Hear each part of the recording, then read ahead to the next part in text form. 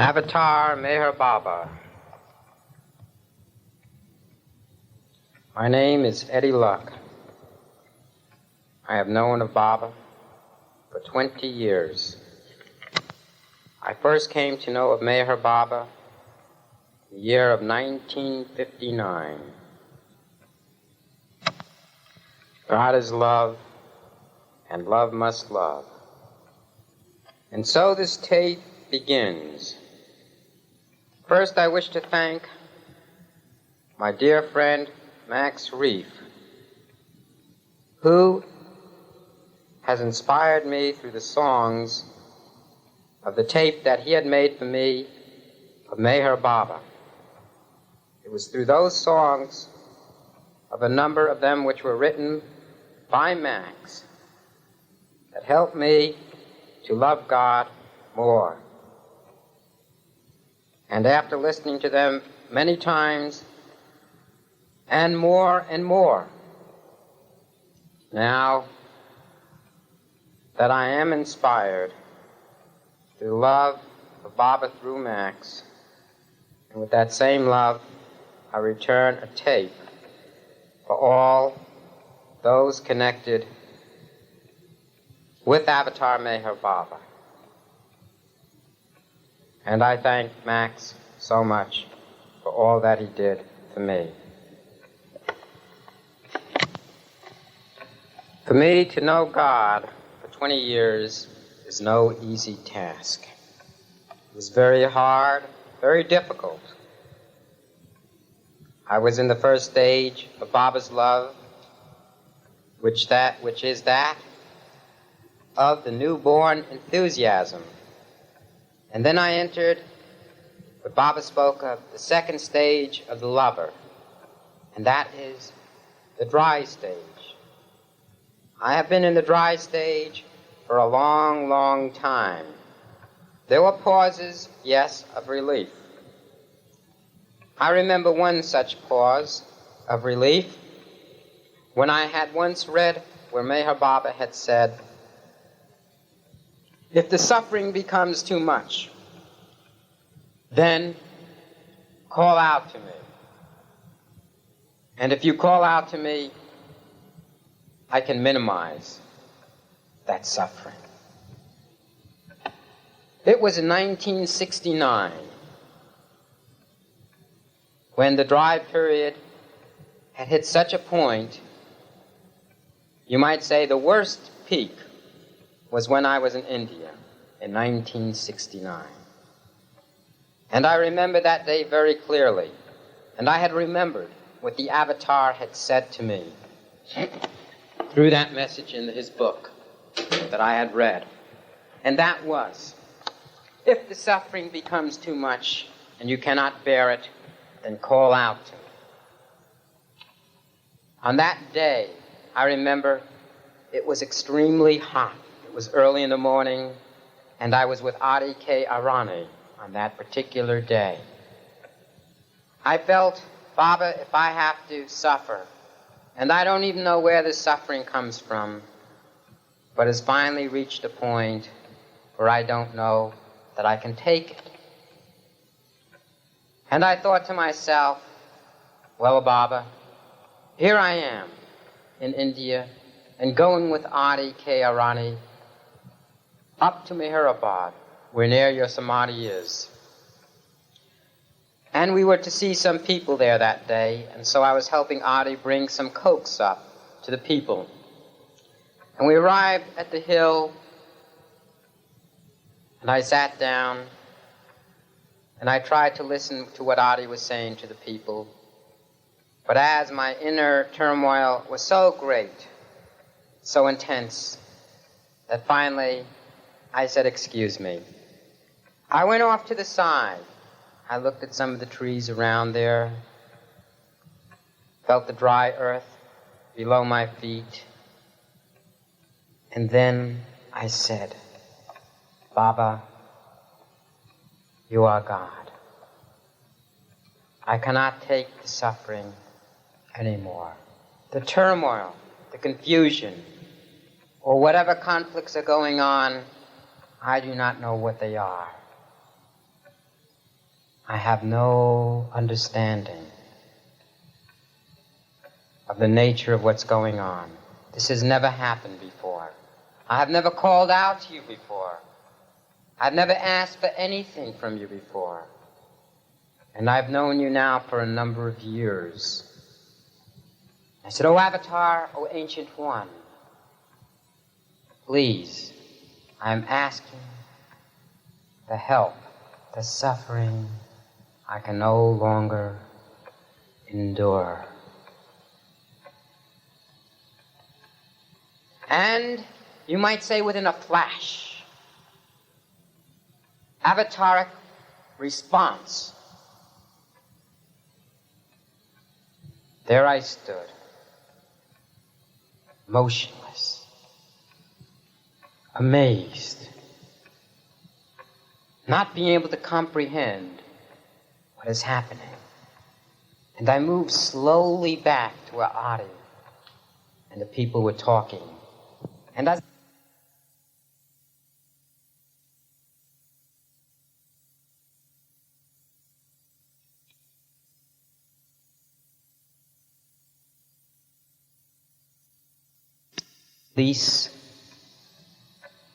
what Baba was letting me now share in, which was the peace, the beautiful peace, the melody of peace. And there I was, listening to Adi talking to the people, and now enjoying the melody of peace. And I said, "O Avatar, you are God. Everything is transitory. All experiences are transitory until that one experience which comes through the final surrender. And then by your grace." And so I said, all experiences pass. And so I understand, Baba, this too will pass. And I accept it, because you are the reality of that highest experience. And until then, why should I believe otherwise, that this experience will remain? When you have already said, everything comes and goes, all experiences, and the only one that remains is the final experience. To that one question of who am I, to I am God. And so I sat there with Adi and the couple, and they were chit-chatting back and forth. And the day passed on, and the melody of peace was in eddy. And then so gently, as we have a most gentle avatar, so gentle, towards the evening, he removed the melody of the peace so softly, so subtly, that I didn't even notice it had left. And then, of course, I began to feel the following day the suffering, but it was not as bad anymore. Baba let me know something of who he is. And somehow from that point on, I felt somewhat better. Now, when I was in America, at one point in my relationship with Baba, I began to smoke cigarettes. I started out with a few cigarettes, and then a few cigarettes led to smoking a little bit more, and then as the days passed, a little bit more, and then I was smoking a half a pack of cigarettes. And then, as time went on, I saw now I'm smoking a full pack. And I thought to myself, well, so.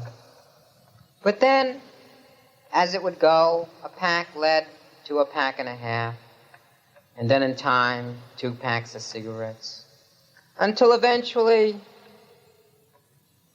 I was smoking 3 packs of cigarettes a day. And I thought to myself, if this continues on, all that's going to be happening is I'm going to be smoking so much I won't even be able to remember Baba. I'll be in a fog, in a big fog. Well, when I hit 3.5 packs, no question, the smoke was so thick, I was in a fog. I was walking around in a fog. Always had to have the cigarette to keep smoking. Smoking more, they say, and enjoying it less. That was Eddie. Smoking more and enjoying it less. So finally, a month, 2 months goes by. Finally, one day, I couldn't see Baba's picture. I got frightened. I says, Baba, I can't see your picture. I'm sitting in the living room and I can't see your picture. What has happened? The picture is always there in the living room. And I says, now the picture isn't there. I says, what's happened? And suddenly it struck me, in my fright, that there was so much smoke in the room that I couldn't see the picture. And I said, oh God, I says, this is bad. This is bad. This is terrible. When I can't see God's picture in my living room because of the smoke that surrounds me, that's being produced through the cigarette that's going into my lungs and then coming out into the room, pollutes the whole presence and atmosphere of Meher Baba, to the point now where I can't even see him. So then I said, well, something must be done. When I can't see the avatar in the form of a picture, then it's time for something to happen. And I said, Baba, I says, what am I not knowing? What am I not knowing? And I sat there and I refused to move till I knew what was happening. And then 10 minutes went by and then it hit. Higher than love is obedience. And I said, well, yes, obedience is very important. And then I remembered what Baba said when I was in India. In the West, everything in moderation, but no drugs. And I said to myself, well, Baba, what are the effects of drugs? And then it came to me, when you feel your life, your very life is in danger. I said, well, Baba, I says, the way I cough from my cigarettes and the way I choke sometimes, that's the effect of a drug. And then I felt, well, that's true. That's true, I says, Eddie, when you cough to the point where you're choking, and it's definitely now out of moderation, and there is no moderation, then there's enslavement. I realized that's true. I cannot control the smoking. The smoking controls me. And that's dangerous spiritually. So, I says, all right, Bob, it's time for obedience. Because I don't know moderation when it comes to smoking.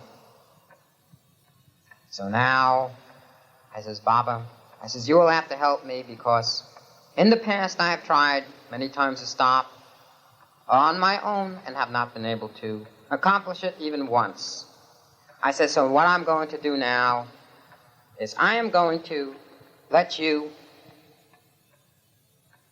take these cigarettes from me. And how I'm going to do that? I'm going to place them before the picture.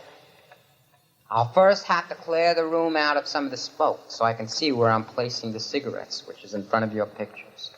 And I says, now, when I put all my packs of cigarettes there, which means the cigarettes, I have to go into the other room, get the cigarettes out from there. In the bathroom, I had a pack there, get it out and put it in front of Baba's picture, because everything has to go to Baba. And then I noticed that I remembered that I had put some in the closet. I even had a pack in the closet. And then I went over to the table where ordinarily I sit, and there were at least almost a carton of cigarettes waiting to be smoked. So I says, well, the whole carton's got to go in front of Baba's picture now. So I put the whole carton in front of Baba's picture. I says, Baba, I think I have everything now. And so I'll give that to you. And so I went out to my car, figuring I'd go for a drive, and lo and behold, there was a pack. There was a pack right in the seat, right next to me, but I always had a pack ready to reach for that cigarette, always ready to reach. And then I noticed another pack up by the sun visor, just in case my pack ran out by the seat beside me. And I says, well, all cigarettes have to go to the avatar. So, back into the house I went. Placed the 2 packs in front of Baba's picture with all the others, and I says, Baba, the only way I'm going to stop smoking is this way. And that is, you have to take it. If you take it, then that means I don't have to smoke it. So then I proceeded to call up a friend of mine, and I said, if you want all these different packs of cigarettes, I says, I have a whole batch. He says, it's raining outside, Eddie. You'll have to, I'll only be able to come and get it when it stops raining. I says, no, I can't wait that long. If you want it now, you got to come right now. Otherwise, they all have to go. Because I'm going to throw them all away. So he says, no, I can't go. So then, I took all the cigarettes that were in the room in front of Baba's picture, and finally I says, Baba, you don't even deserve to have all this stuff in front of you. So I'll dump it. So I went out to the trash and I dumped all the cigarettes out. I says, now, Baba, I pray that you will now take all these cigarettes in your own way, and I will not have to smoke. So, the following day, I noticed I hadn't even thought about smoking a cigarette. And then another day went, and another day, and another day, and finally I says to myself, I think Baba accepted my cigarettes. He's accepted it, I says. And another day, and then it was a week, and then a week and a half, and lo and behold, I was no longer smoking. I says, thank you, Avatar. You are the master. You are a real master, because only a real master can take cigarettes like that. I could have not done this myself. You did it. You did it. And I thank Baba. And when I went into the living room, I could see the picture clear. And when I looked at that picture and I saw it crystal clear, then I understood what Baba meant. He says, higher than love is obedience. And I said, yes, Baba, to myself inwardly. I says, yes, that's true, because out of love I tried many times. But when I remembered what you said, to obey, then I knew I had to obey and give you that which stands between you and I. Loving you is not enough. Obeying you, there's the gift.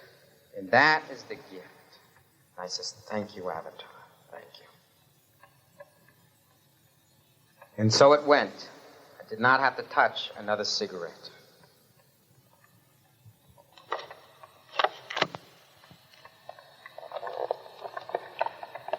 I remember now very clearly, just like yesterday, 1969, when I had gone to Baba's Samadhi, because he had said for all of his lovers to come in 69, but nobody knew that he was going to drop the body. He did drop the body, and then I thought to myself after he dropped the body, my brother Rowan asked me, he says, Eddie, it's been a few days or so now since Baba's dropped his body. Maybe we should go to India. And he said, think about it. And I thought about it. And then in the evening, I said, now I have my answer. I says, he is the real Father.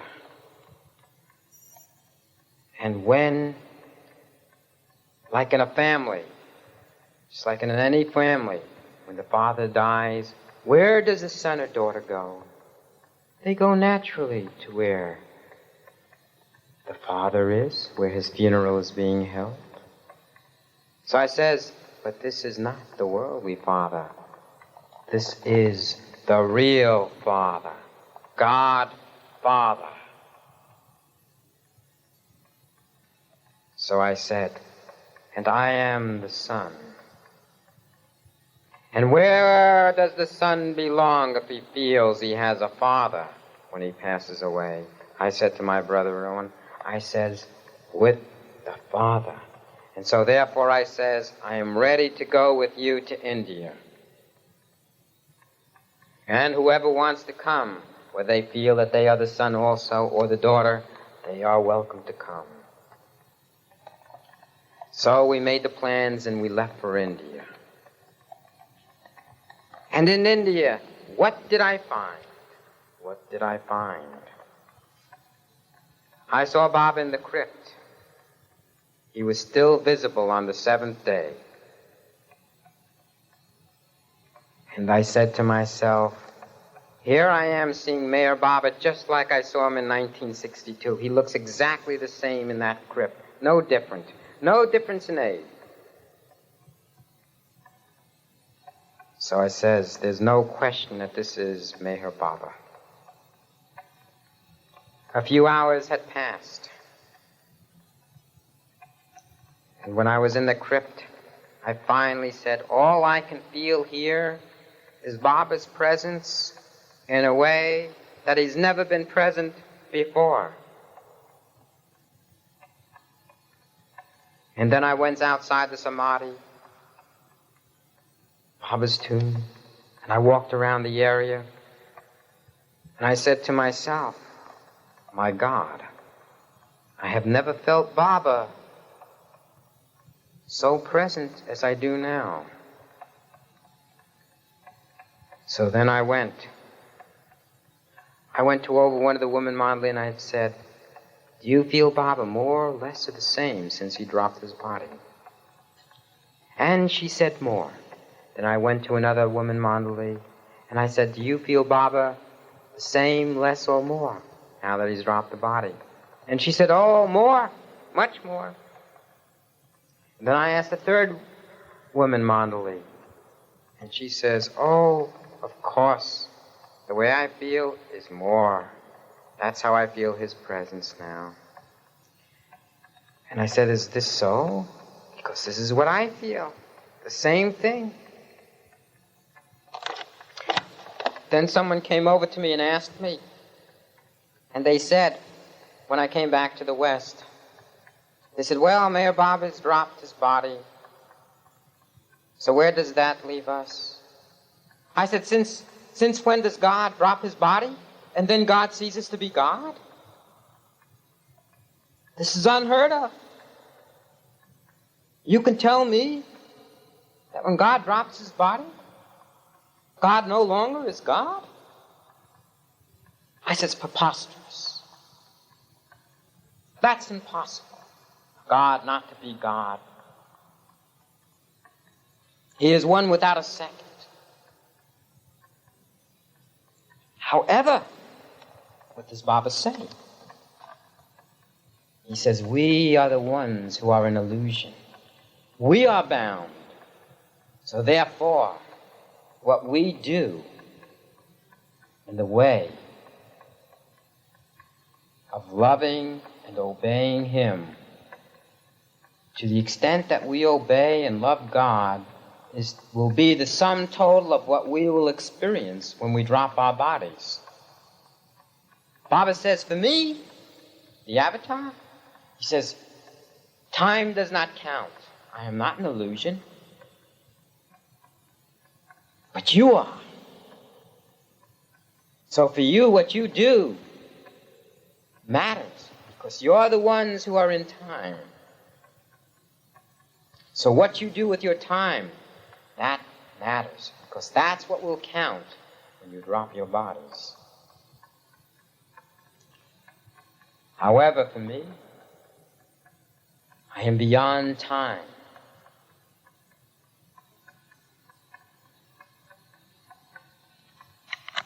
Which brings up a most exquisite thing that Baba had communicated to me in the year of 1961. At that time, I had, what you would say, no experiences, no nothing of Baba, his presence, or any such thing for that matter. And I had wanted to go to India very much to see Baba. However, I was prevented by my father because I was still underage. And therefore, he stopped me at the airlines when I was there with my brother Irwin. So Irwin went on ahead, and I had to remain behind. And so, from New York, where I was already at the plane at that time, I had to leave. That was going to take off from New York. And Irwin went on to India to see Baba, because Baba had said we could both come. Now, I had gone back to Miami by plane, and I had gone on a fast.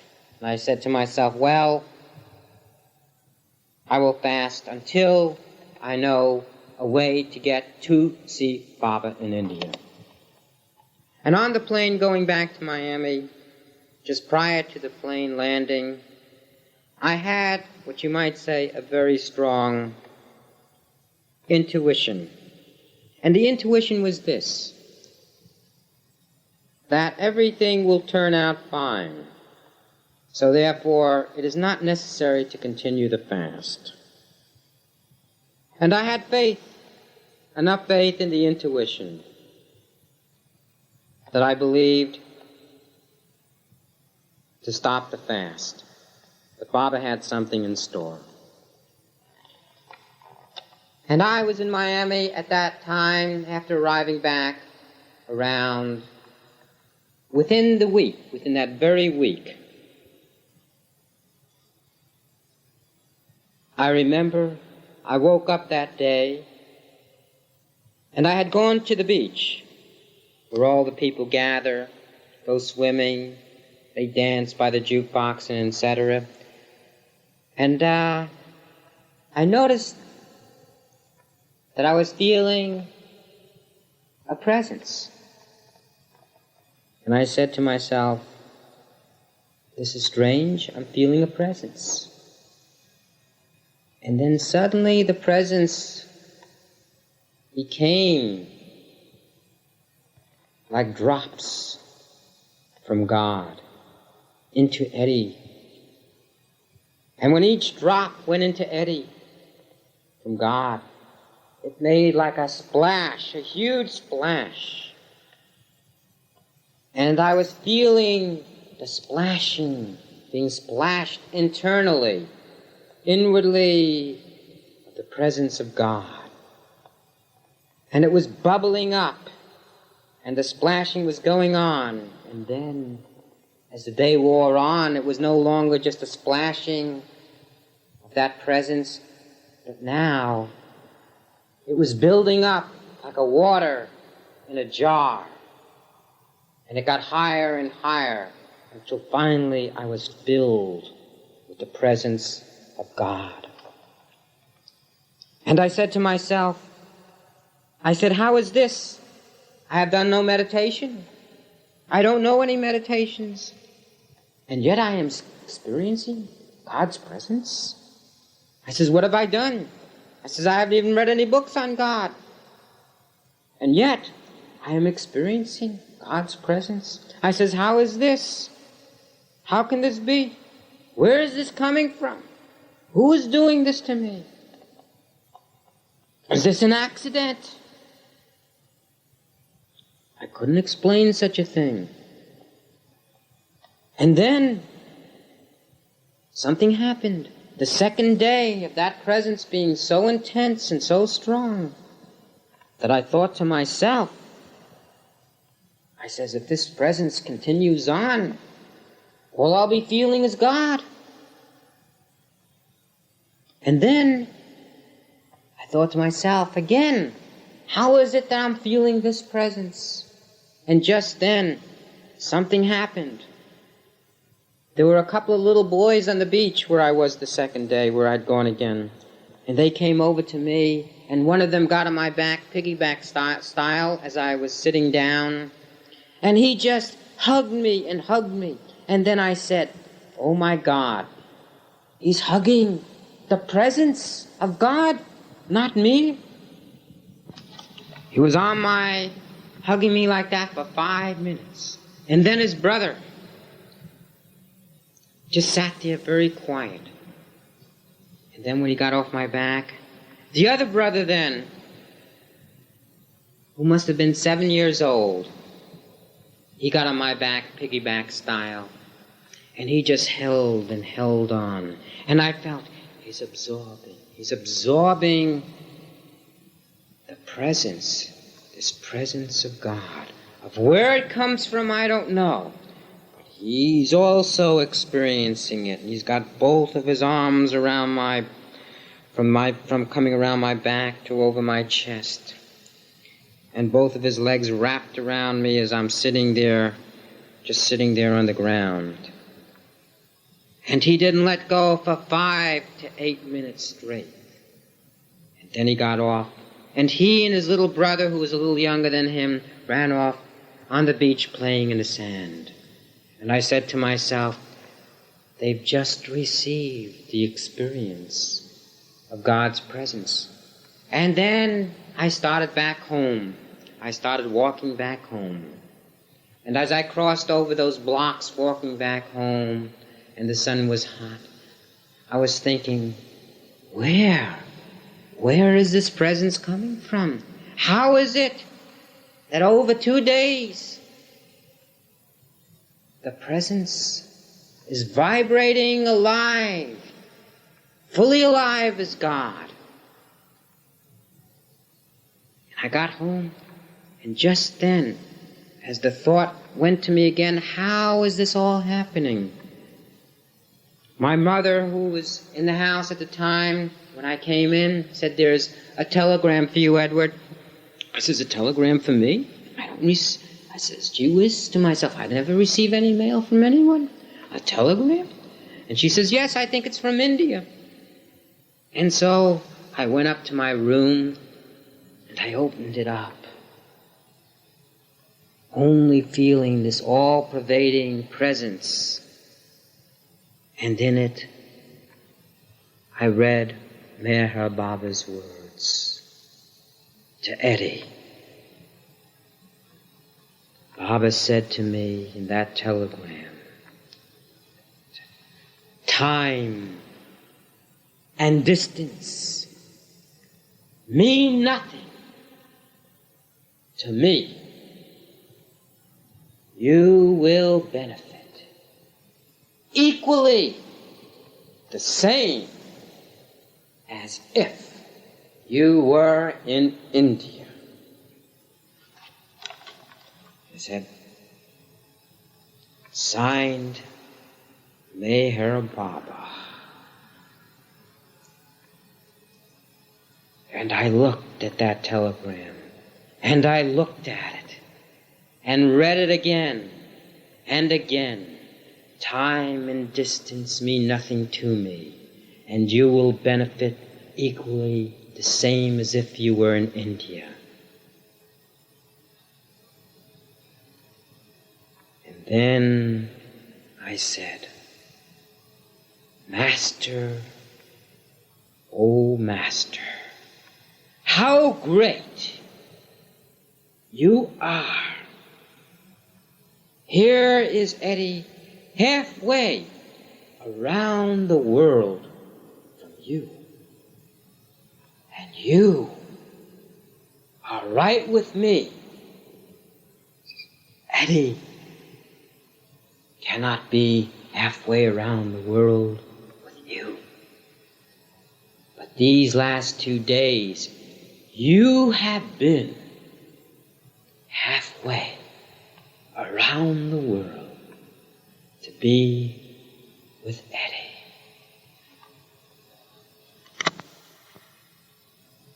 And then I said, Baba, now I understand what I read in the book, Listen Humanity.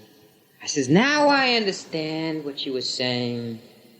You had said that your body was like a coat, that you could take it on or off. It was only an instrument for your work. And you had said that what I am is infinite consciousness.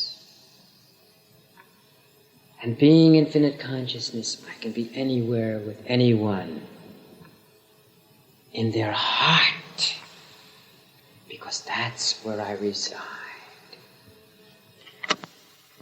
And then I understood something else you had said. Now I understand what you meant when you said, I am not the body. I am everywhere and in everything. And everyone. And then I said to myself, I says, now I understand why you call yourself God in human form. Because God is everywhere. Except God is now in form. Using a form, but never the form. God is never the form. He's always what he always is, God.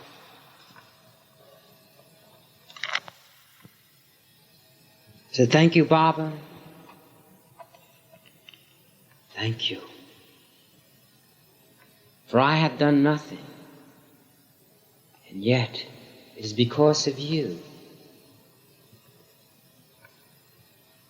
that I am here with you.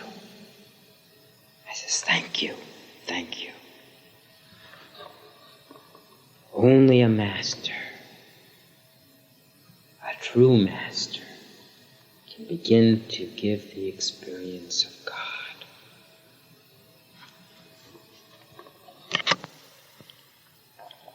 And then, the following day, the aroma of the presence was still within me. Bright, bright. So bright, I had no idea of how God infuses light with His presence. And I had gone out to the beach again, and this time, when I was walking along the beach, a friend of mine, one of my very close friends at that time, started to say, hey, Eddie. And then he said, hey. And I says, what seems to be? He says, Ed. I says, yes. He says, you're radiating. You're radiating. And then I had not said anything to him. I just tried to explain in a few words. I says, it's Meher Baba. It's Meher Baba. I did not know anything else to say except the name Meher Baba. I says, Meher Baba. And then, the following day, the experience of him as the presence was still there. And this time, when I had gone to the beach, I had met this friend all over again, and he was there talking with me. And another friend had come. And as he approached me, he says, oh, Eddie, he says, today you're glowing. He says, you're glowing. And this other friend that I knew from the other day said, he says, yes, oh yes, he says, Ed radiates these days. And so Baba allowed me the true experience that time and distance mean nothing to him, and that I would experience him the same as if I were in India. Now next to me is a very good friend, Janet Luck, who is now going to sing a song that she wrote of what it was like to be in India experiencing Baba. And this relates to what time and distance is meant by, when it means nothing to the avatar after he dropped the body. So Janet will sing how she experienced her experience.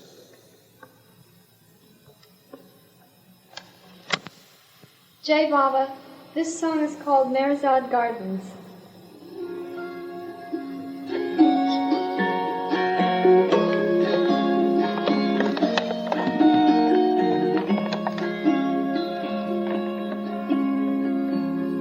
Here in your garden, with roses and radiant bougainvillea, you are sitting next to me, fingering the strings of my heart. I love to hear you singing crystal droplets of love, like a gentle rain that feeds the parched earth again. Though you have gone away, your sweet, sweet love is here to stay. Your chair, your pillows too, your mandali, they still take good care of you. Even now we can visit thee for lunch or afternoon tea in Meherzad, the home of our Lord. Here in your garden, soft breezes blow, the leaves fall like a gentle snow. Cooing quietly, your lovely dove is content to flit from tree to tree. I sit here waiting to see your smile, when all the while you are in my heart. Here in your garden, with roses and radiant bougainvillea, you are sitting next to me, fingering the strings of my heart. You are singing in my heart. You are the garden of my heart.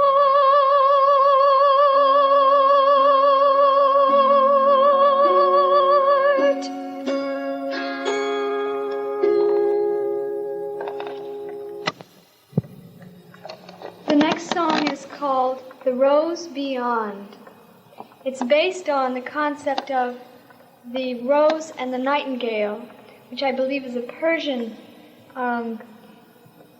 story, where the rose is the beloved and the nightingale is the lover, and the nightingale falls in love with the rose, and in the end becomes one with the rose.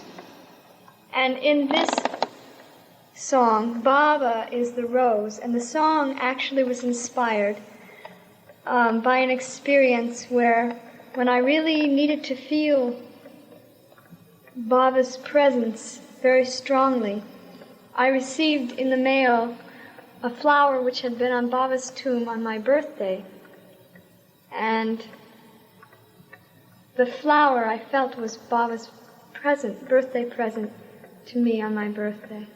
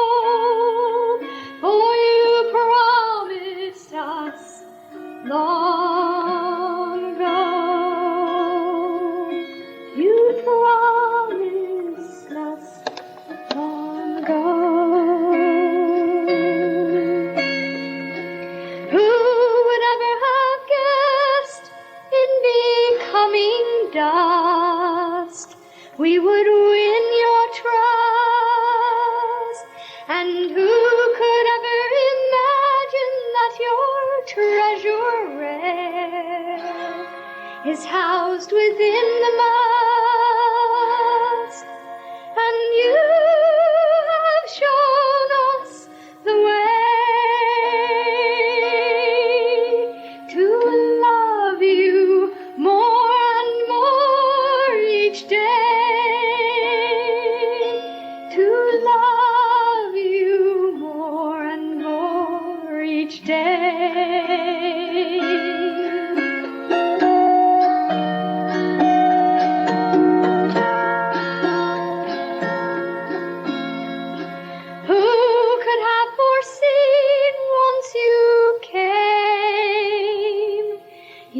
Suddenly disappear, and who could have imagined you'd then swift return to kiss away this one tear? You never come or go. You are with us even when we don't know. You are love divine, and we thirst now for just one sip of your wine. We thirst now for just one sip of your wine. Who would ever have guessed that a rose would be my salvation? That rose who is beyond creation.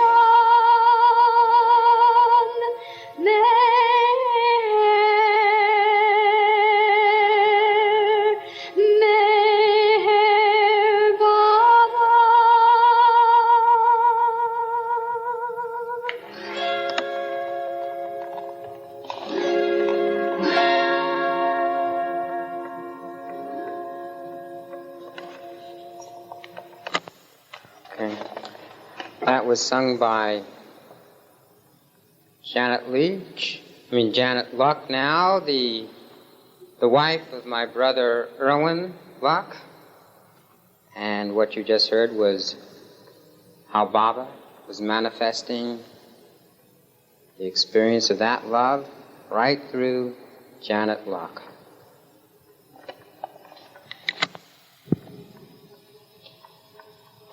Yes. The song depicts the rose. But what we have here is the Father of creation, who is the rose, the true rose. The rose that knows everything that's going on every second, and between that second even.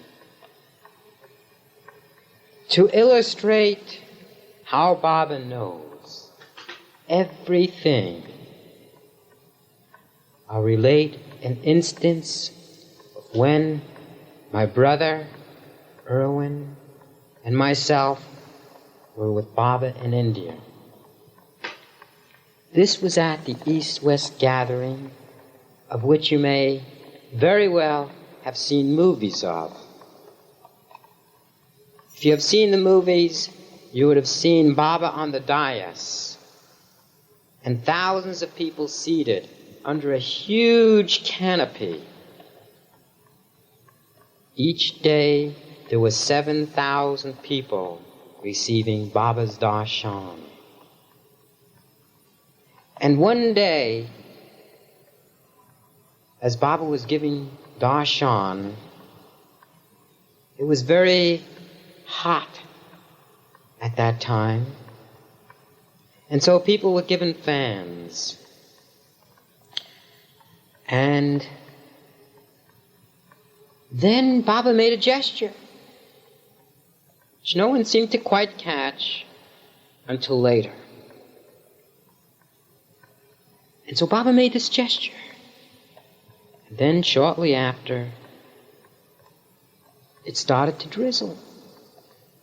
And I was thinking to myself, how is it drizzling rain when the sun is shining so bright today? And above us is a huge canopy.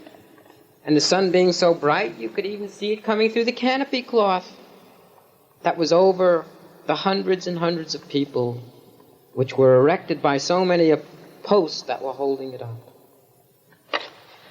And then, as the day went on, the drizzles became a pour, and then a downpour, and it was coming through the canopy. The drops were splashing through the canopy, one after the other, after the other, after the other, until finally it was like a little flood. And then people were moving and hustling and bustling and trying to get out from underneath the canopy with all the rain pouring through. And I sat there, and my brother sat, and we felt, well, this is Baba's darshan. He's on the dais. So where is there to go? A number of people left for shelter to go into Guru Prasad, the building it was connected to. And other people had cars or whatever they had, and they ran for shelter. And then there were many people that did not. They just stayed there. And then after some time, I got up, and my brother got up. And we were going through what I realized below was mud, because the earth and the dirt below was so dry, it just all turned automatically to mud. And so I was walking through mud underneath the canopy, and the rain at that point had let up. And my brother and I were walking in the direction of Meher Baba, where he was on the dais. And he was surrounded by people that were holding their arms outstretched so no one would bump against Baba. And then, as I was getting closer and closer to where Baba was, suddenly, I believe it was Edich, who said, Meher Baba is gesturing. We turned around and it says, yes.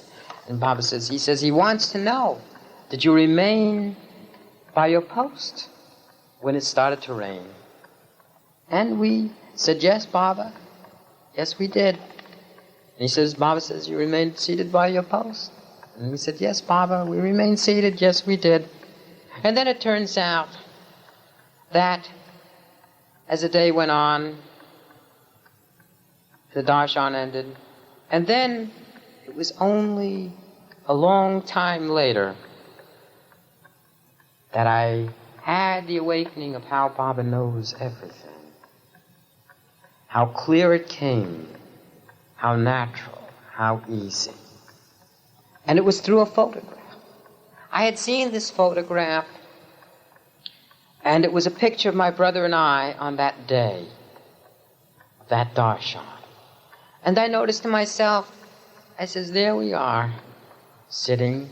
And then I noticed I was sitting right next to a post, of one of which was holding up the canopy, and my brother was on the other side of the post. And then I remembered what Baba had said. He said, did you stick to your post? And I said to myself, there Baba was on the dais, and there we were, in the rows and rows away from Baba, and yet he knew. How he knew that we were right next to that post. And I says, yes, O Avatar, how great, how amazing you are. You always amaze me with your knowingness. Because when you said, did we stick to our post, some years later, I realized what I had not even realized then. I was sitting next to a post, and on the other side, my brother, sitting next to the post. And that is one instance how the all-knowing one goes on knowing and knowing all that there is to know. For if not, he would not be that which knows and knows, even what you know and what I know, and will know what we will be doing and thinking of what we will know then, and he will know that, even that. How all-knowing, the all-knowing one, ever is, ever will know. He who knows. And Baba said, don't forget, I am God. Remember, he said, I am God. Avatar Meher Baba Ki Jai. Avatar Meher Baba Ki Jai. Avatar Meher Baba Ki Jai.